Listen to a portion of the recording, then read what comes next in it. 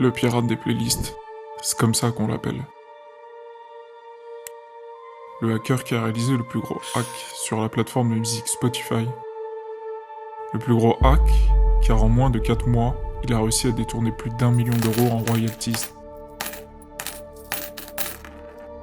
Des royalties, c'est de l'argent reversé aux artistes une fois que quelqu'un écoute leur musique, et c'est sur ça que le pirate des playlists va jouer.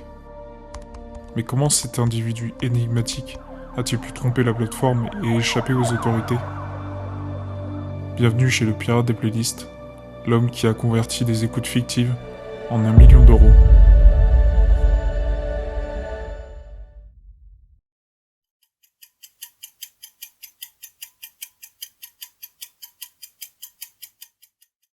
Le pirate des playlists surfe sur Spotify comme à son habitude, mais soudainement il détecte une faille.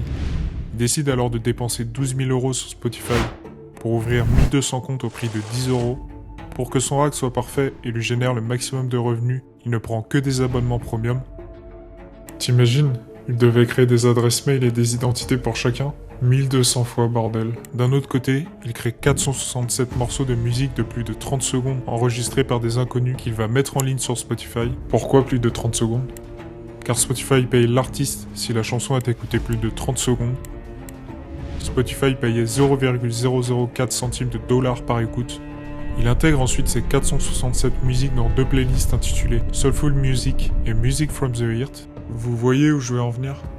Avec les 1200 comptes créés, il va avoir l'idée de faire écouter les playlists en boucle, toute la journée, 24 heures sur 24.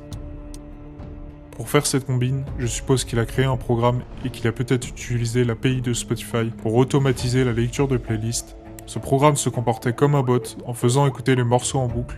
Avec cette technique, il va générer artificiellement 72 millions de lectures par mois. Et le plus incroyable, il va gagner plus de 200 000 dollars de revenus par mois sur ces morceaux, car 0,004 centimes de dollars fois 72 millions de lectures, ça fait bien 288 000 dollars par mois. C'est plutôt pas mal pour un investissement de 12 000 euros.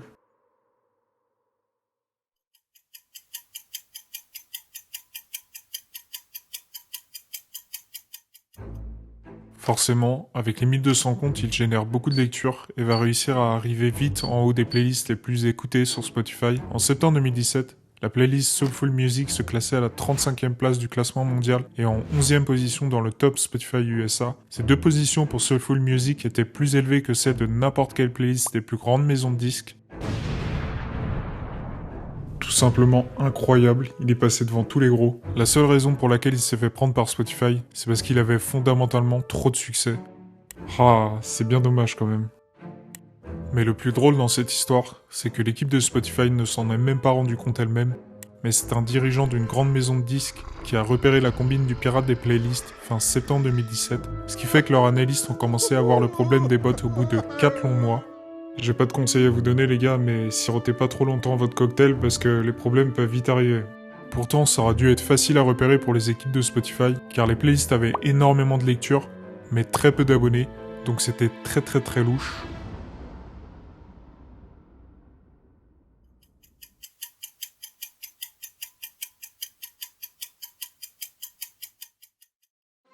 Au final, qu'est-il arrivé au hacker bulgare, le pirate des playlists? Rien, le hacker n'a jamais été poursuivi.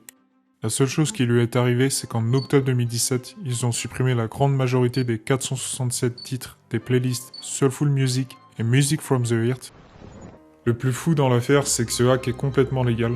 Le hacker bulgare a juste profité de failles dans le système de rémunération des artistes. On ne peut pas dire que c'est une escroquerie au sens légal strict, car la musique respectait les règles de la plateforme. Il n'a pas enfreint la loi, ni les conditions d'utilisation de Spotify, juste utilisé beaucoup de comptes, mais vu qu'il a payé les 1200 comptes, c'était pas un problème. Bien que c'était une fraude, Spotify y bénéficiait en obtenant l'argent des abonnements et en affichant un nombre accru d'abonnés payants. De l'argent à la banque, une meilleure image auprès des investisseurs. On peut se demander de quel côté faire pencher la balance. Le fait que Spotify était tout de même gagnant explique peut-être pourquoi ils ont mis du temps à réagir à cette fraude, car cela n'affectait pas immédiatement les revenus de l'entreprise. C'était un peu un dilemme éthique, finalement, pour eux.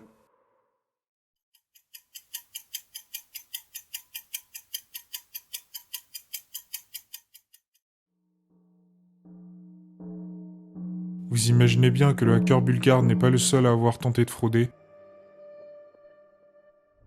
En 2018, d'autres hackers vont essayer de tromper Spotify.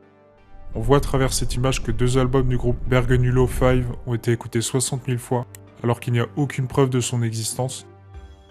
Ils s'appellent Bergenulo 5, DJ Bruege, Indroeawo ou encore Onyxia, et sur Spotify ce sont des top artistes. Ils accumulent des milliers d'écoutes et engrangent de nombreux royalties.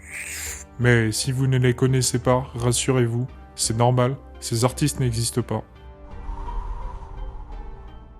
Tu peux t'amuser à taper le nom de ces artistes sur YouTube, tu trouveras rien, aucun live, aucune performance, rien. D'après des experts, le créateur de la playlist Bergenulo 5 aurait pu toucher entre 500 et 600 $ pour les 60 000 écoutes qu'il a générées avec ses 2 albums, mais les gains sont difficiles à connaître car les hackers sont très malins. Une internaute de Reddit a déclaré « Mon Spotify a été hacké il y a quelques mois, donc peu importe que votre genre préféré soit le reggaeton, votre top artiste est Bergenulo 5.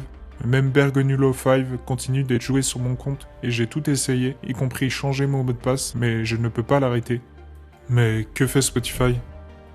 Toi derrière ton écran, tu ne penses quand même pas faire comme le pirate des playlists ?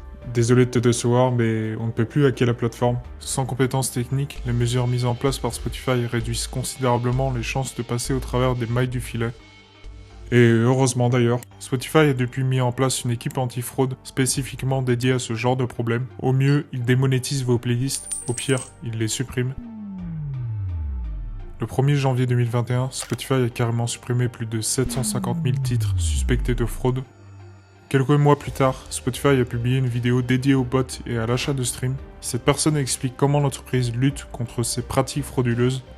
Depuis que l'affaire du pirate des playlists est sortie dans les médias, c'est une véritable croisade contre les bots, surtout quand tu vois que sur TikTok, des centaines de vidéos publiées au cours des derniers mois font la promotion de bots Spotify.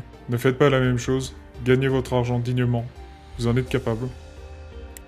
C'était l'histoire du pirate des playlists qui a eu l'audace d'investir 12 000 € pour détourner plus d'1 million d'euros à Spotify.